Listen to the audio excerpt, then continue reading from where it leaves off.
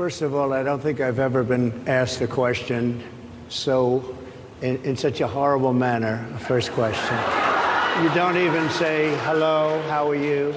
Are you with ABC? Because I think they're a fake news network. All right, I think we can all agree that Donald Trump's interview at the National Association of Black Journalists did not get off to a great start. But if there's anything we know about Donald Trump, it's that he is a professional who never takes things personally. I'm just kidding, it's Donald Trump we're talking about here. And then you were half an hour late, just so we understand. I have too much respect for you to be late.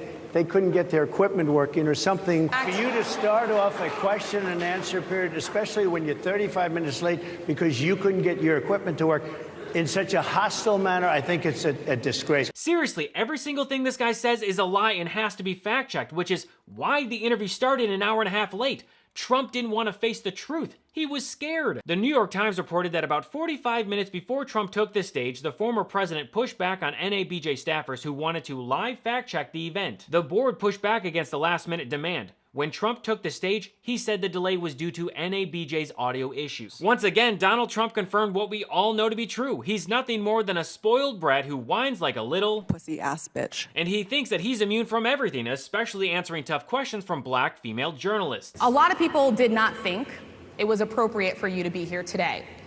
You have pushed false claims about some of your rivals, from Nikki Haley to former President Barack Obama, saying that they were not born in the United States, which is not true.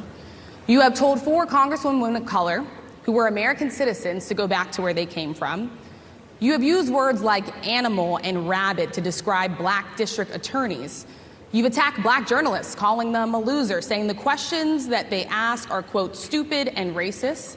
You've had dinner with a white supremacist at your Mar-a-Lago resort. Why should black voters trust you after you have used language like that? Throughout the interview, Trump was met with constant laughter to his face, like when he said this. A lot of the journalists in this room are black.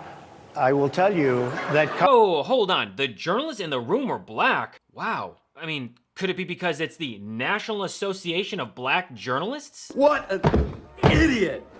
Oh, what a loser! From the border are millions and millions of people that happen to be taking black jobs. You had the best.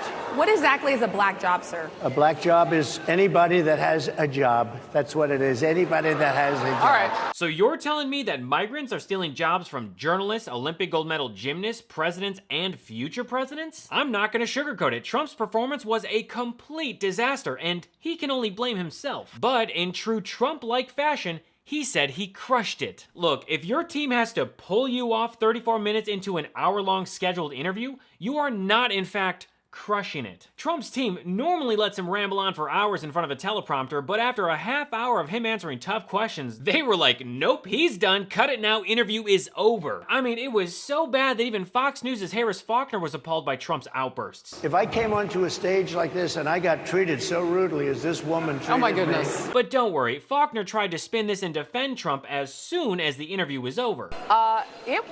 It was chippy at times, but for the most part they were laughing and they were getting kind of what they didn't have before this, and that was a conduit to a man that they see a lot on TV but don't know a lot about his policies. But it was Fox News' Jessica Tarloff who described it perfectly. It was a complete, absolute dumpster fire for the former president. I don't feel the need to give him any credit for showing up there because he came with a terrible attitude. He hit all of his regular hits, lying about his record for black Americans. The comparison saying he's done the most for the black community since Abraham Lincoln is obviously ridiculous. Unemployment is lower for black Americans under Joe Biden than Donald Trump.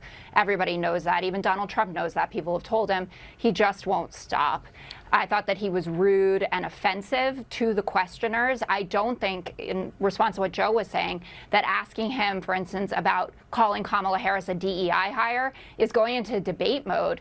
This is who his opponent is, and then his response that she used to be Indian and is now somehow black was offensive no matter the color of their skin. All right, look. Now, it wouldn't be Trump if he didn't try to blame everyone else for his own awful performance. I think it's a very rude introduction. I don't know exactly why you would do something like that. And let me go a step further.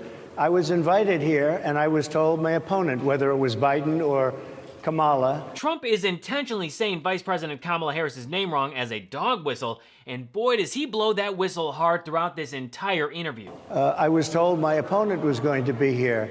It turned out my opponent isn't here. You invited me under false pretense, and then you said you can't do it with Zoom. Well, where's Zoom? She's going to do it with Zoom, and she's not coming. Trump knew Harris wasn't going to be there, and he still went. He posted about it on Truth Social before the Nabj even started. Crazy Kamala disrespectfully refused to attend the National Association of Black Journalists Conference, but I am on my way to meet with them now in Chicago. Because of which she'll probably end up doing. She has no choice, but remember, it is only for that reason. Trump also posted, getting ready to land in Chicago, unlike Crazy Kamala. And just in case Republicans want to use Harris's absence against her, she was delivering the eulogy at the late Representative Sheila Jackson's funeral, but leave it to Trump to spread disinformation. So just to be clear, Trump proved that he was lying via his own words on his own social network. During this interview, Trump also tried to push his favorite lie. I have been the best president for the black population since Abraham Lincoln.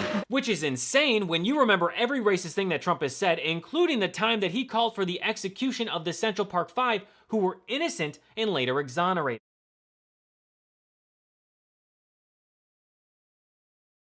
Trump's tone-deaf revisionist storytelling is just wrong. Not only did black unemployment and poverty hit record lows under the Biden-Harris administration, but they also helped black farmers, worked on voting rights, forgave student loans, added diversity to the federal bench, lowered the cost of prescription drugs, and much, much more. But the most insanely racist part of this interview was when Trump claimed that Vice President Kamala Harris turned black. Seriously, Trump tried to roll out birtherism 2.0 to a room full of black journalists, and it was not well received. She was always of Indian heritage, and she was only promoting Indian heritage. I didn't know she was black until a number of years ago when she happened to turn black, and now she wants to be known as black.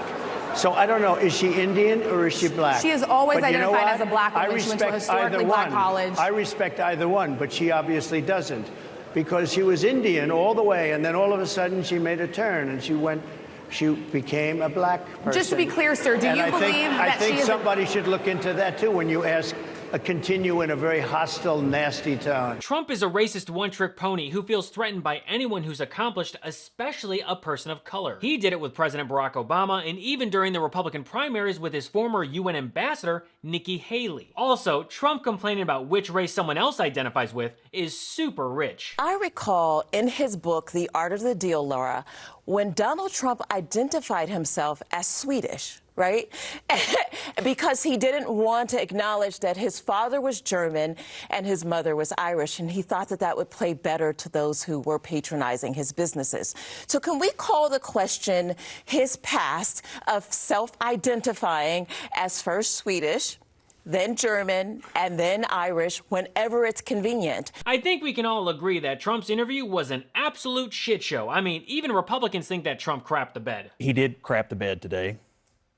The only question is whether he's going to roll around in it or get up and change his sheet. And you better believe that Trump rolled around in his own crap when he doubled down and attacked Vice President Kamala Harris's race. Trump thought it was smart to attack her by posting a photo of Harris with her family, saying, "Thank you, Kamala, for the nice picture you sent from many years ago. Your warmth, friendship, and love for your Indian heritage are very much appreciated." Trump also posted, "Crazy Kamala is saying she's Indian, not black. This is a big deal. Stone cold phony. She uses everybody, including her racial identity." So let me get this straight. According to Trump, his ultimate gotcha is her cooking with Mindy Kaling. So we're both Indian, Yes. but actually we're both South Indian. Yes. You look like the entire one half of my family. Okay, thank you. You do. I've been telling people You we're do. related already, Yeah. so this is perfect. It's basically true. Harris has always identified as Indian and black, which seems to be very confusing for Republicans to understand. Actually, you know what? Let's use Harris's favorite thing to explain this, a Venn diagram. I love Venn diagrams. It's just something about those three circles and the analysis about where there is the intersection, right? On the left, you have her father, who is Jamaican, which would make him black, and on the right, you have her mother, who is Indian, making Vice President Kamala Harris both black and Indian. This is not a difficult concept to comprehend, but who knows? Maybe MAGA's white supremacy is causing them to lose cognitive function. Also, considering how racist MAGA is towards JD Vance's wife, Usha, I'm surprised that Trump and his cult haven't realized that Vance's kids are biracial. Awkward. So in the span of a week, Trump and Vance have attacked women, the Jewish community, the Indian community, and now the black community. Truly a winning strategy when it comes to losing an election. And look, Trump didn't just roll around in his crap, he smeared it everywhere. Kinda like how his Jan 6 rioters smeared their own shit on the walls of the Capitol. Something I still don't understand. 140 police officers were assaulted that day. Their injuries included broken bones, at least one officer lost an eye, one had 2 cracked ribs, 2 smashed spinal discs, another had a stroke. Were the people who assaulted those 140 officers, including those I just mentioned, patriots who deserve pardons? My question is on those rioters who assaulted officers. You have to would you pardon what's those going to people? happen? Oh, absolutely, I would. You would pardon those? If they're innocent, I would pardon them. They've been convicted. And by the way, the Supreme Court just well, they were convicted by a very tough system. I don't know which person on Trump's team convinced him to do this interview, but oh my God, thank you. Trump went on TV and showed his true weird and racist colors. Look, as disappointing as it is to hear this, if it's anything, it's certainly not surprising. This is who Donald Trump is.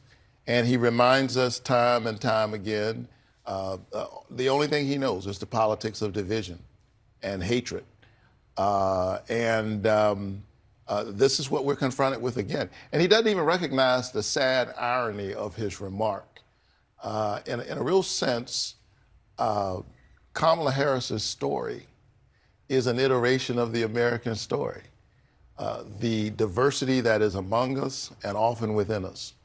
And that is the American story, out of many one, e pluribus unum. And she carries that literally in her veins. And in that sense, he doesn't know who we are.